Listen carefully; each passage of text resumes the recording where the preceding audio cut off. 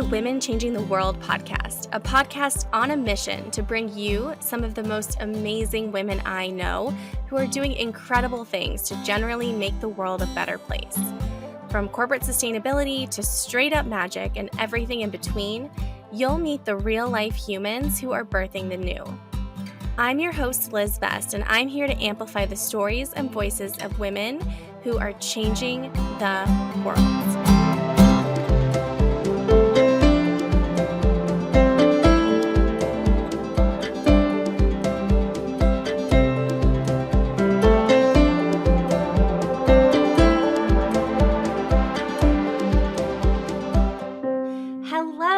Welcome to another episode of the Women Changing the World podcast. Today, I am so excited to sit down with Michelle Egger, who is the co-founder and CEO of BIOMILQ, which is a woman-owned, science-led, and mother-centered company that is redefining the future of nutrition. We discussed how you think about your impact when you don't have a product on the market yet, how you can fundraise in a way that aligns with your values, and what women supporting women looks like in the biotech space, including what specifically Michelle is doing to connect with and support other female founders. I just know you're going to enjoy my conversation with Michelle as much as I did.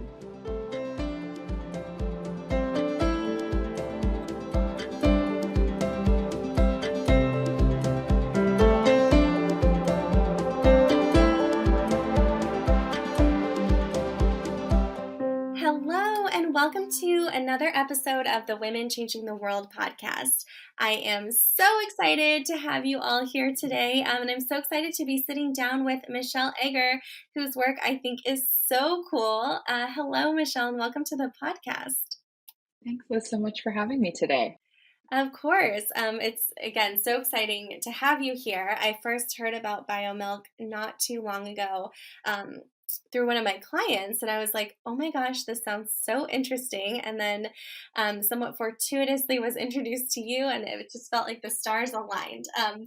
So before we get into, I have so many questions I would love to ask, all the questions. Would you mind briefly introducing yourself to our listeners? Yeah, absolutely. My name's Michelle Egger. I'm the co-founder and CEO of BIOMILQ, where we're leveraging next generation science to feed our next generation. I'm a classically trained food scientist. I worked in dairy commercialization and fermentation, cows, not humans before this point in my career. And food has always been my love language. It's how I share care for others. And it wasn't a surprise to my family or friends when I entered into the world of food science. But I quickly found that working on a new strawberry flavored yogurt wasn't really going to change the world or address these huge planetary boundary challenges and food systems issues we face. And so I went searching for more meaning and impact in my career, and through a long and circuitous journey that eventually brought me to BIOMILQ, where I now have co-founded this operation with Layla, my CSO, and the real brains. And we are a team of 32 working on human milk outside of the body in Research Triangle Park, North Carolina. Ah, so cool. Well, I definitely will want to hear more about the journey and the twists and turns. So I'm putting a pin in that for later in our conversation. But food is one of my love languages too. I love that description of how you came to be in food science. Well, I have to ask, you said like you were not necessarily satisfied with your impact maybe in some of the work that you were doing previously. And because this is the Women Changing the World podcast, I ask everyone kind of upfront, if you could change one thing about the world, what would be your one thing? That no one would go hungry. I always have been deeply passionate about reducing food insecurity and increasing food access, especially to healthy and high quality foods. And I've always found it kind of affronting that we can solve so many issues and put billionaires on the moon, but we can't figure out how to make sure that every person who lives on this planet has the human fundamental right of being healthy and fed. Oh, yeah. I feel that. And certainly that's a challenge I would love to see us address in our lifetime. It's kind of wild to think that we haven't gotten there yet. Hmm. Absolutely. But chipping away at it piece by piece. Totally, totally. And I love like, the vision like that BioMilk can play a role in that. So I would love to hear a little bit more about how you and Layla met and how you started BioMilk. Yeah, yeah. So um, rewinding just a little bit in terms of my background and experience, I was working most recently before I left the corporate world at General Mills in their R&D groups, which I loved, honestly. People are fantastic. It was fun to work on brands and products that everybody knows well. Um, but at the same time, I got to spend about 10% of my time doing pro bono consulting with small and growing dairy companies in Ethiopia and other parts of Africa as a part of my job. Um, and I increasingly became more excited and passionate and delighted by that work. And I asked myself, how do I get to do this as a full time job? How does somebody pay me to do this kind of work? And I thought that that meant business school and going and working in philanthropy. So I came to Duke in 2018 to North Carolina. I'm from not the South, as you probably can tell by my accent if you're an American and know the regions of the country. I'm born and raised in Minnesota originally.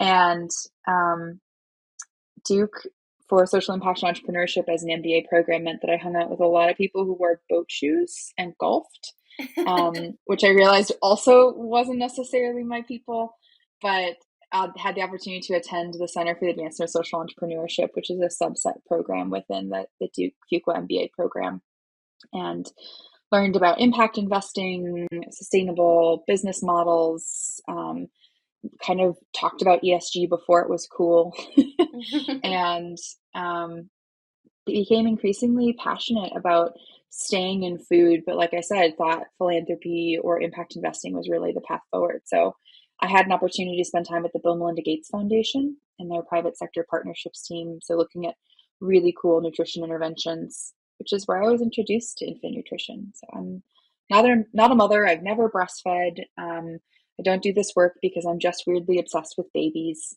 Um, I do it because I had a formative experience there where I realized, we could combat downstream malnutrition, over and under nutrition, by just giving infants the best start in life we possibly could. And I was so horrified, frankly, by the lack of innovation that infant nutrition has had over the last 50 to 75 years, that we have found ways to make incredible advancements across food, and we still use powdered bovine milk with some vitamins and minerals to support the first 3 years of life, often in many ways, in terms of development, alongside the introduction of solid foods and other foods.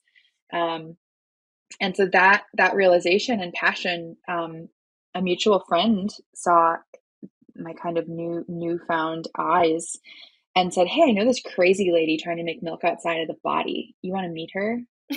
And I mean, literally, that was the intro. Oh And my I gosh, I always love say it. it exactly, right? I always say, like, the moment she said it, I was like, I must meet this woman because, when someone says like crazy lady, I automatically just auto plug like brilliant or visionary into it. I, I I don't know why exactly, but there's something about that phrase that just immediately spurs like, okay, just clearly no one else gets it yet. Mm, And I met Layla, and that was totally the case. She had been working on this since 2013. This idea that you could produce human milk outside of the body. She would go to like a local slaughterhouse, pick up a warm udder, dissect it for tissue in her trunk, take it back to this little lab she had built out of eBay bought equipment, and was trying to get cells to produce milk because she herself, as a mother, had experienced the trauma of low milk supply and not being able to adequately feed her kiddos. And when I met her in 2019, it was clear she had this beautiful, beautiful vision for not just how biomilk could nourish infants, but also how it would empower parents and families and would reduce greenhouse gases and be healthier for the planet. And um, I told her I'm a full time student still. I don't have time to be a founder. but I'll help you. I'll put some of my time towards it. I'll help you on a business plan. I'll help you apply for a grant. I can help on the peripherals. And 2 or 3 months later, we were BioMilq, and we had strapped ourselves to a rocket ship and have never looked back. Oh my goodness. How cool. And I love that. I hear you on like if someone thinks someone's a crazy lady, I'm like, ooh. I would like to Like a know dog her. whistle for me. I'm like, yes, exactly. I must know more. Totally. And also I feel like famous last words that you were like, I don't really have time, but I'll help Yep. you. That's so cool. So what has it looked like since 2019 and since, quote unquote strapping yourself to the rocket ship? Like what has that ride entailed? Yeah. Well, Layla and I kind of accidentally fundraised. Um, we thought that, we'll just find some advisors and some mentors. And then everyone was like, well, I remember one distinct conversation like, well, send me your link for your VDR. And I had to be like, what is a VDR? And he was like, virtual data room. It's where you show me all of your materials so I can invest. And I was like, oh yeah, of course. Yeah. Sorry. Sorry. In the background, I was like, Google VDR when you get home, So, Like how uh, to VDR. exactly. So we definitely just kind of jumped in. We had this really fantastic idea, really great momentum, and we're meeting lots of really excited people, and realized capital wasn't going to be easy to obtain, but also wasn't going to be as hard as maybe we had thought, and that we were instead going to have to be more careful about who we brought on as partners than if we could bring on partners with dollars. So we raised our seed round in early 2020. We founded BioMilq a month before the pandemic officially hit the United States, and everything went remote, and it became a wild new world. And in some ways, that was a blessing to us because it meant Layla, who's a mom to two preteens, didn't have to uh, travel to San Francisco for months at a time. And it meant for me that I was able to fundraise from afar and continue and finish my MBA. And the day of my graduation and the last day Layla had funds to survive, we closed our seed round with Breakthrough Energy Ventures as our lead. Um, and then had to turn to each other and say, now what? We climbed this first mountain that we didn't even know we were starting up. We thought we were like headed to that hill over there, and it was Kilimanjaro. And what's Everest? Like, what's to come? And that was hiring a team in the pandemic. That was building out a full lab space. Um, that was advancing the science past kind of proof of concept experiments we had been able to operate to full scale experimental design. And we have been growing exponentially ever since. So we are now a pretty large team for us here in Research Triangle Park. We have 2 lab spaces, a pilot space, and 2 offices. Um, and we are working diligently on bringing this technology to market safely and bioethically, which um, is a challenge. That's for sure. Absolutely. Well, if it was easy, someone might have done it, right? Yeah, yeah. And that's so interesting. I actually similarly like my business birthday was is February 11th, so right before the pandemic hit as well, and it was a wild time to be. In a way, I think it was nice, right, because we had so much less legacy infrastructure to change, but also a wild time to be starting anything.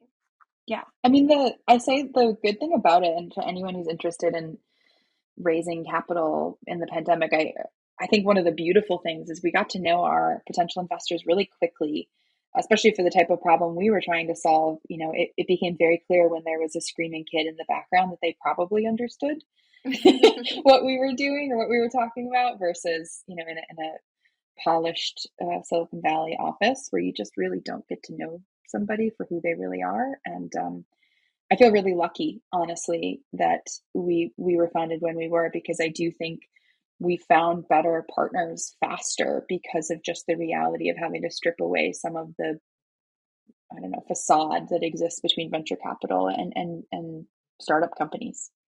Yeah, that makes so much sense. Well, and I know that fundraising in particular, and like also keeping your values front and center is something that was really important to both of you, especially like as you expanded your board and going on this journey.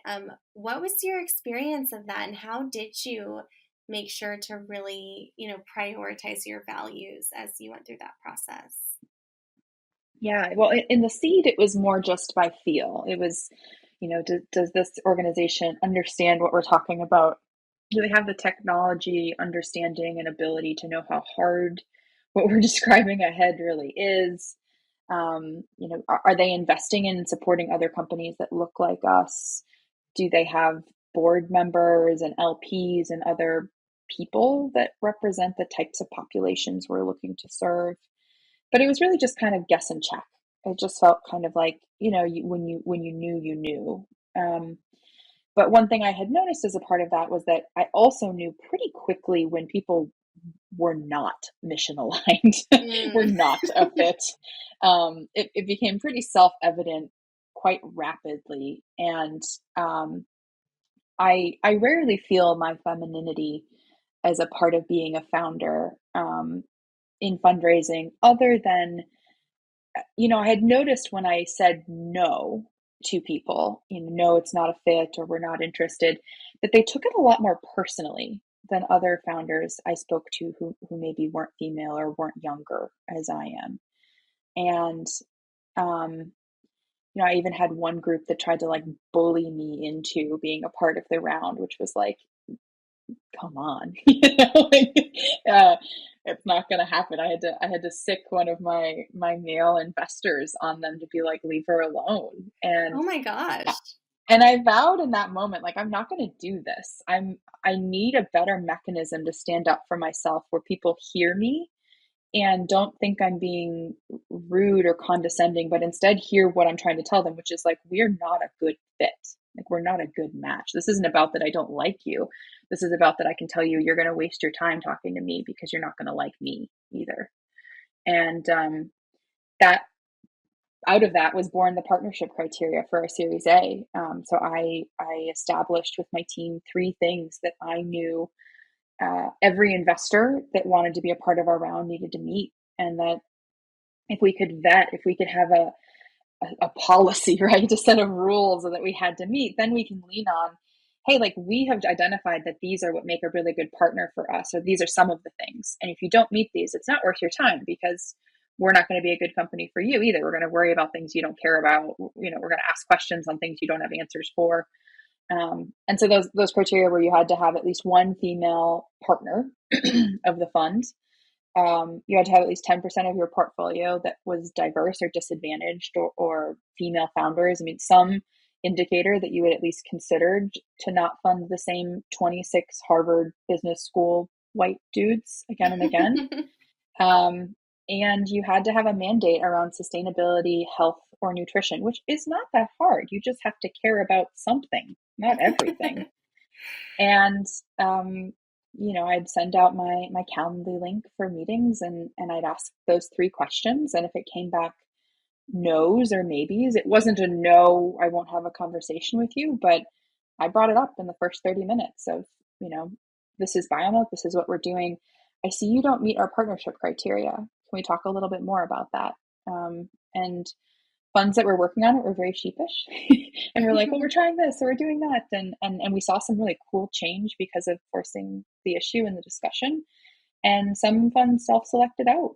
And even though that narrows the aperture of places you could take capital from, it quickly identifies who are going to be good partners, and it shortens everybody's time. Why waste Hmm. time if you're not going to be supportive for me or a good fit, and I'm not the right company for you?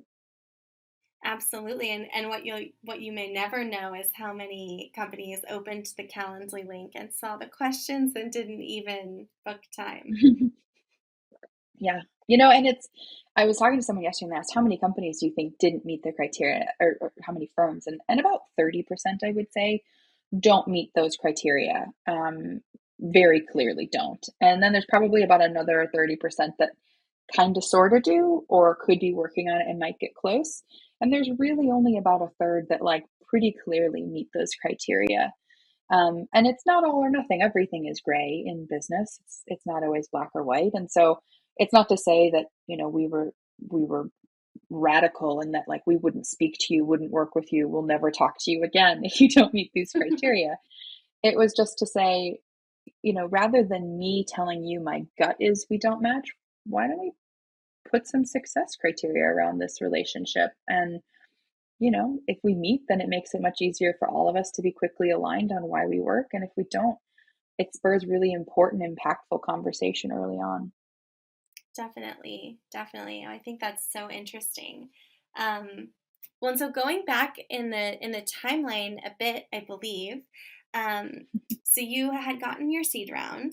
You are hiring people. You're getting started in earnest, and I know that June of 2021 was like a huge moment when you successfully produced the world's first ever cell cultured human milk outside of the breast. I guess it was that post your seed round and pre Series A? Exactly. Yeah, right in between. Awesome. Awesome. Well, tell me, like, what was that like? Yeah, yeah. So what's so interesting is that um, we've been getting data in. We had been getting data in on our experimentation work, from the moment we closed the seed onward, basically. And um, science is really hard to determine like what is good science, not in an academic setting where there's a very clear like peer review process, and there's all of these ways that publications get vetted. It's much harder internally to be like, is this something we would call milk? Like, how close are we? How far are we? Like, what Mm, do we need to quantify to say that? And so, um, coming through April, May, June of 2021, it was very clear as we were seeing good experimental results that, yeah, no, like what we're producing is human milk. Now, are we producing it consistently, perfectly in every experiment? No. We still have a lot of optimization and scale up work to do. But the fact that we could all kind of finally come around the table and say, yeah, no, this is working. It's not just some of the components of milk, or it's not just, the idea that we could produce components of milk. Like this is milk. And how do we get better and better at producing higher and higher quality product is the next phase. And I'd love to say that we like really, really celebrated and leaned in on it, but I think it was just more relief mm. for parts of the team where, you start in on this journey and you're like, well, we think this is possible. And we have some data and scientific experiments that show their opportunities, but like, can we do it again? Will it work? Can we do it continuously? Like, there's all these open questions. And so to get to a place where we could all kind of uh, clasp hands and say yes. Maybe that's just our kind of like empathetic female driven culture, but I think it was more just really comforting to feel confident in the science that we have. Yeah, I can imagine it was a moment of like, we're not crazy. Like, A little bit, yeah. We're not crazy, and we can actually like we can now talk about it differently. We don't have to be like, oh, that goo that we're producing. Like we can kind of like give ourselves permission to start to live the vision we've created rather than suspend disbelief. Scientists are very cynical by nature. Scientists and engineers, we love to rip things apart, and it's hard to plant a flag and say confidently, like, yeah, I feel good about something, and that was definitely a good moment. oh my gosh, I can imagine. So then what, like, I know you mentioned like further kind of refining and getting it more consistent so that you can produce consistent results, but what comes after that moment in this journey? How do we show that it's safe? I think that's the like big open question for us and for lots of different infant innovation companies right now, is that traditional regulatory processes to show infant formula is safe are um, meaningful, but also not necessarily as applicable, frankly, to the types of technologies that we're utilizing. We're not blending powders. What we're doing looks a lot more like producing, biologics or vaccines than it does producing powdered infant formula. And so, there's both the science itself, which is, how do we actually make this, and how do we prove to ourselves that we're making it?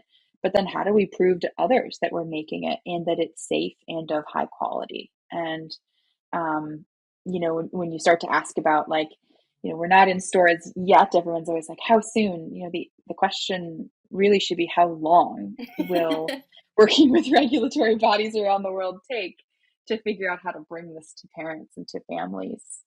And that's really where we're putting a lot of energy and time in now, because we know that there are families really desperate for a solution like ours. And we are also at the same time feel the weight of the responsibility to create regulatory paths that are adequate and really do give confidence to parents and ourselves that this product is great for babies.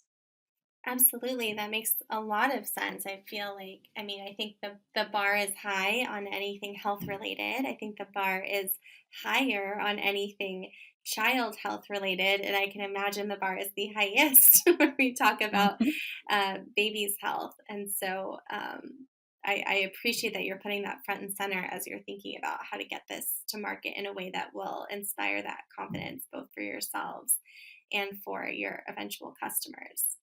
Absolutely. Well, I'm curious. I know, impact is something that's core. It sounds like it's been core to your journey and thinking about what you want to do. But what does impact really mean or look like for BioMilk when you don't yet have a product on the market? Yeah. I always say the fastest impact we can have is how we advance, develop, and treat our team. Um, Mm, I think it's really unique to be a female founded biotech company that's working on really deep, challenging tech, but also wants people to, you know, find some semblance of work life balance and acknowledge that we are not robots and have feelings and challenges and good days and bad days. And how do you create an environment where you simultaneously drive forward a really, really technically difficult challenge to solve while also acknowledging that we're human beings and we're fickle? And some of that just comes down to establishing and creating a culture where we feel like people can be themselves, um, and supporting the types of policies and development and opportunities we want to see for people who traditionally are not included in the biotech sector or represented well, like women in STEM, like um, folks from disadvantaged backgrounds, people with learning disabilities. Um, there's a lot of spaces where science has not been very accepting, and we look to change that in the way that we step forward and support our team. oh, that is so cool. And I really love that. I think throughout your website and in researching and looking at BioMilk, it's this statement that like you are women owned, science led, and mother centered. Like that just feels like such a powerful statement. And can you tell us more? I mean, it sounds like these qualities have shaped your business and how you've approached your culture and your impact. Are there other ways that this has really shaped what you're doing? Yeah, I like to joke that our core values are the core values you see in a strong woman. Mm. um, I don't think it was intentional exactly, but the things that we reinforce as a culture are being brave, being honest, so admitting when we know something and when we don't, um, being conscientious and thoughtful of others and how our actions or inactions affect those around us, being determined and resilient, being able to bounce back and let go of things that we can't control, and being collaborative and supportive of others. And it's not to say that men aren't allowed in our culture. We get a lot of like, do you like not have any men? Answer no. We're about 50-50. But it's more about finding people who really understand and agree with that a company doesn't always have to look and function the same way it always has, these types of companies, and being thoughtful about that the challenges that you see in women coming back to the workforce and joining really technical companies look very different than men coming back to the workforce after a child's been added to a family, and being very thoughtful about that.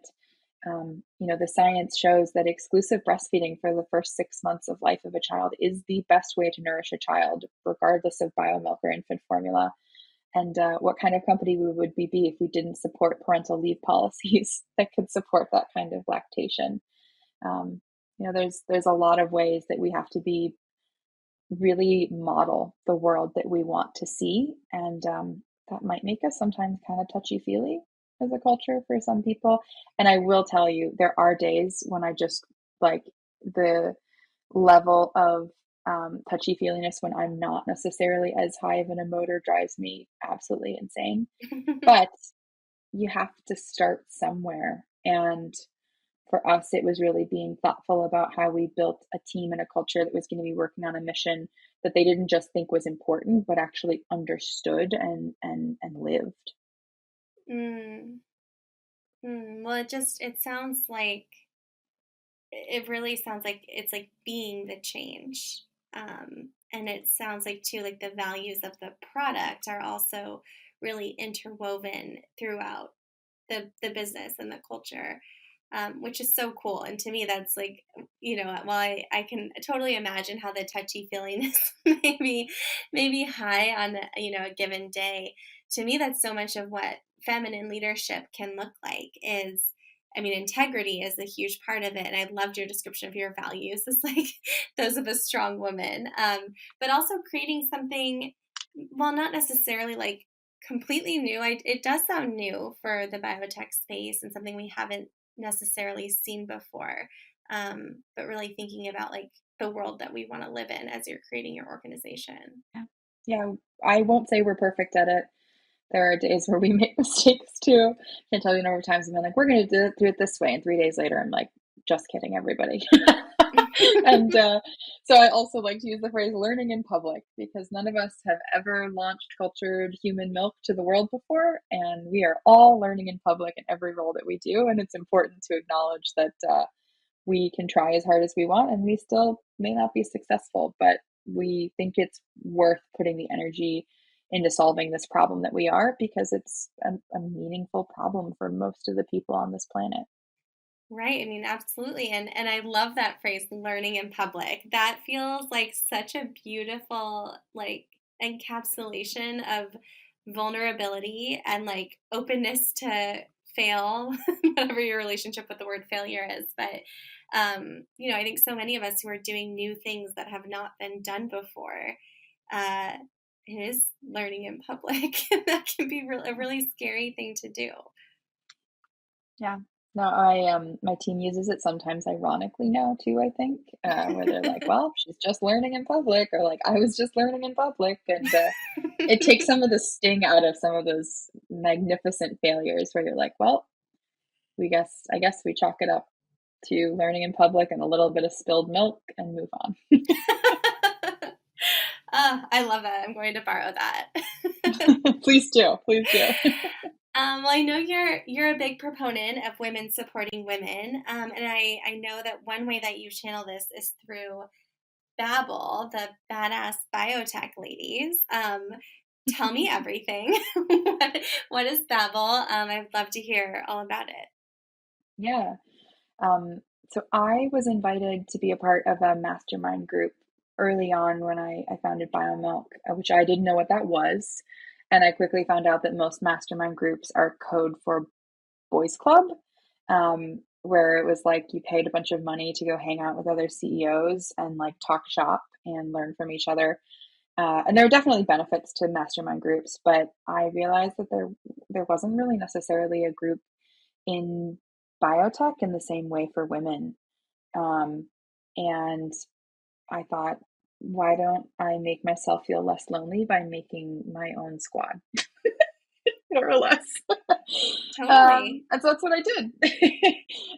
So it's a group of about 15 of us, CEOs, CSOs, CMOs from companies across the biotech space. We are just formalizing. We've been together about a year and a half and are just creating an organization that has a bit more structure so that it can last outside of just us as individuals. But really, it's about building community and collaboration and learning from one another. And I initially created the acronym BABBLE because I thought it was hilariously ironic. And I, when we've been reformalizing, these are some of the smartest, most cutting edge women in the field. I was like, should we rename it something? And they were like, heck no. That's amazing. I love that it's called Babel. Like the meta irony is fantastic. So, we are always open to new nominees, and finding additional members that fit some of our mission. We have a website out there and really are starting to now turn on as well some thought leadership, because we've seen that there are stories and moments and learnings we want to tell that when we as one individual founder of a company talk about, our companies bear the brunt of the backlash. And Mm. um, we don't think it's fair. So we're looking to have a way where we can shed light on some of the fantastic things that are happening in the space and some of the terrible things that are, where it's not just one voice, it's a collective voice of brilliant women who have mutually raised about $200 million now across our companies. No big deal. No big deal. Yeah. I love it. Well, and I actually realized you may not know this, but I have a mastermind that is called the Girls Club Mastermind, in direct Yep. response to I've seen yeah, so many of these masterminds are in fact boys clubs, and I felt like in the impact space, similarly, there just wasn't a central place for women who are literally changing the world to meet and to have these conversations. And so, like, I feel like the world needs more of this, because I know, for me too, when I was getting started in my business, and still to this day, like, some of the most impactful conversations that I've had, and some of the things that have most moved the needle for me, have come as a result of being in community with other women doing similar things. Yeah. And I would say, I had someone ask me the other day, what's your dream for Babbel in the next 5 years, the next 10 years? And I was like, in a decade, it better not have to exist anymore. Like, it Mm. is absurd that female founders building amazing companies also have to build their own effing community to find one another and find support. Like, that is an abomination. And I would love where it's just founders. It's not women founders, it's just inspirational founders that have the opportunity to work with each other, because it becomes more and more commonplace that there are women and disadvantaged founders in these positions of power joining traditionally groups they've been excluded from it and enriching them, frankly. So, yeah, I hope Babel doesn't have to become a long term side project of mine. I would love for it to just be a reality of the world that we live in. Preach. I am here for that. Well, I would love to hear too. Like, what is currently on your plate at the moment? Like, what does the day to day of someone who, has birthed this project on the side, and who is the CEO and co-founder of BioMilq? Like, what's an average Wednesday for you? No day is the same. It's probably what I love best about being, I deign to use fearless leader, but being, I guess, a leader at BioMilq. Um, I love that every day is a little different. I get to spend some time with my team, um, troubleshooting and solving problems. I get to talk to amazing, inspirational people like you, Liz, and share some of the really cool experiences I've already had the opportunity to have in such a short career. I get to speak with investors and leaders in their own right in different sectors who have incredible understanding and backgrounds that I never in my wildest dreams thought I would have the opportunity to talk to.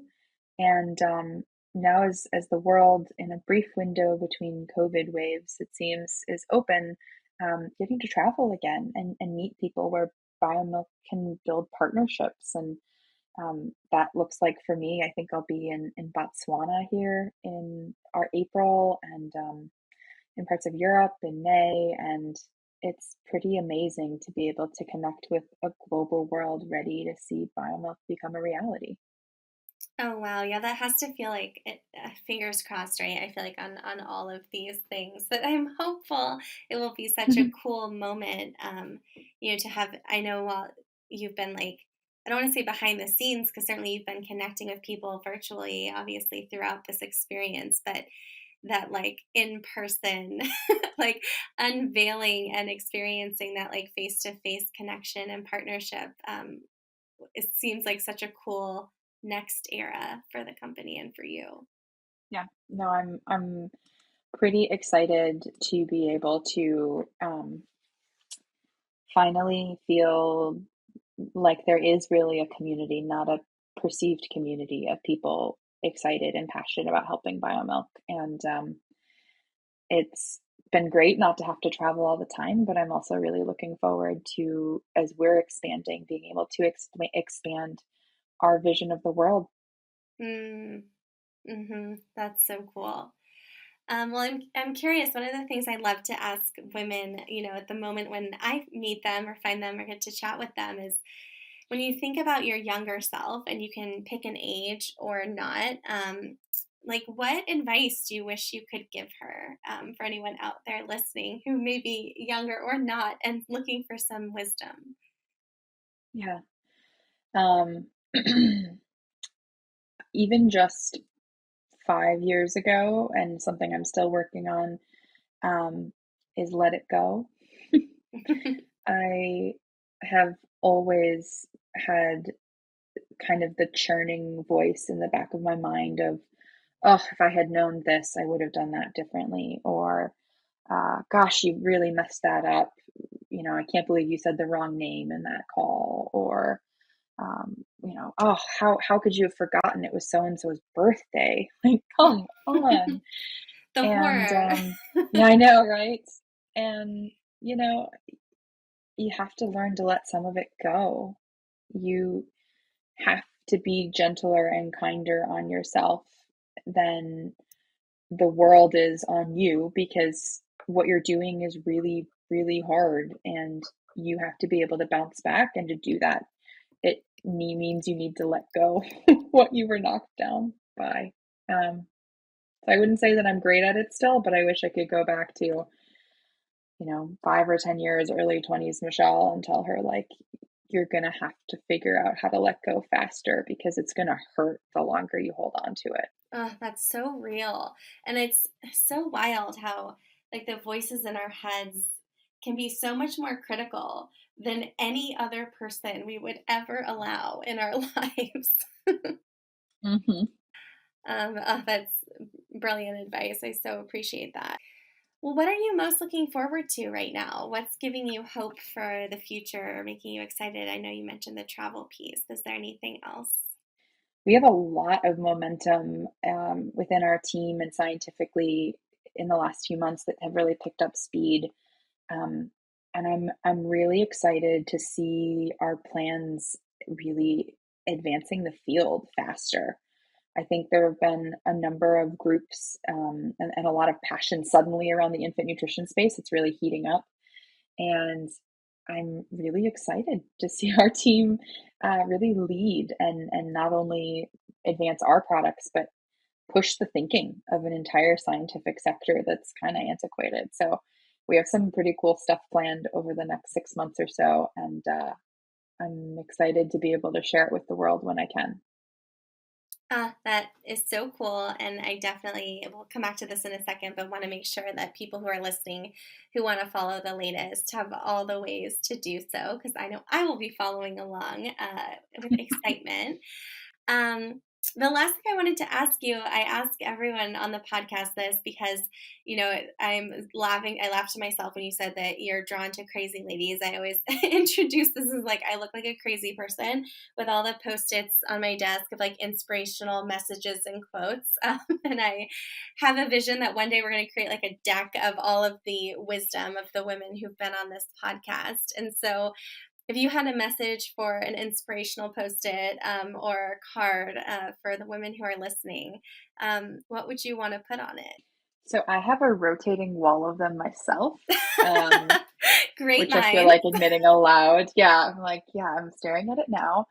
And the most recent one, and I think most applicable based on the other things we've talked about today that I have up here, I wrote for myself actually, which is I need acknowledgement, validation, and respect from me. Mm. I feel like it's all too often that I am looking externally for some of these, like, you're doing a great job, or that was the right choice, or, um, you deserve to be treated or respected in that way. And it's a little lonely founding a company and running it and building it and growing it. And you can't wait for others to give you all of those things. So I'm trying to be better about giving them to myself.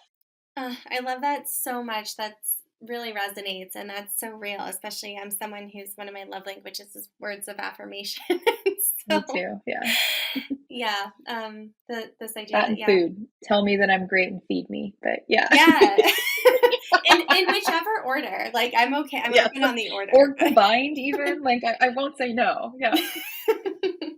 Right, the dream. Tell me that I'm great over food. Yes. Well, I love that. It's definitely going on our list over here. Thank you so much for sharing. So I promised I would come back to it, and I am. Where's the best place for people to keep up with you, to keep up with the latest BioMilq news, for us to cheer you on as you continue to revolutionize the future of, I guess, like the future of what's the right category to put you in? I don't want to even put Future of you in a, nutrition. Yeah, yeah, future of nutrition. future of nutrition. Here for that. So, where's the best place for people to keep up on the latest? Yeah. So if you want to get in contact with someone on my team, hello at biomilq.com is the best way to get in contact with somebody. You can follow us on all of your typical social media platforms. I do none of that work because I am not creative enough to come up with really cool videos and images. But you are welcome to follow and see the fantastic work of my team. And then likewise, we have a monthly newsletter. So please feel free to go to our website at biomilq.com and follow us there to receive our newsletter.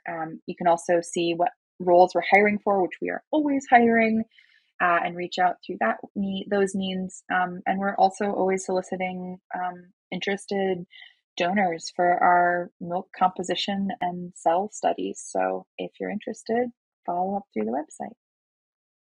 Amazing. Well, we will definitely be sure to include all those links in the show notes, and I will be sure to subscribe to your newsletter so I can follow along.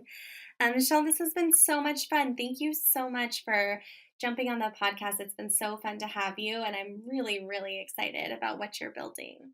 Thank you so much. It was great to meet you and get to spend more time. And hopefully, we'll be able to connect in real life in the future. The dream. I can't wait. Thank you so much for tuning into this episode of the Women Changing the World podcast. Please rate and review the Women Changing the World podcast on Spotify, Apple Podcasts, or Google Podcasts, and don't forget to subscribe for future episodes. You can find me on Instagram. My handle is liz.best, that's lis.best, or you can find me on LinkedIn by searching my name, Liz Best. Join my mail list by visiting elizabethbest.com/monthly meditation, and you'll receive all the latest updates on events, retreats, and opportunities to work with me, plus a monthly love note from my heart to your inbox. I am so excited to keep in touch, and I'll see you in the next episode.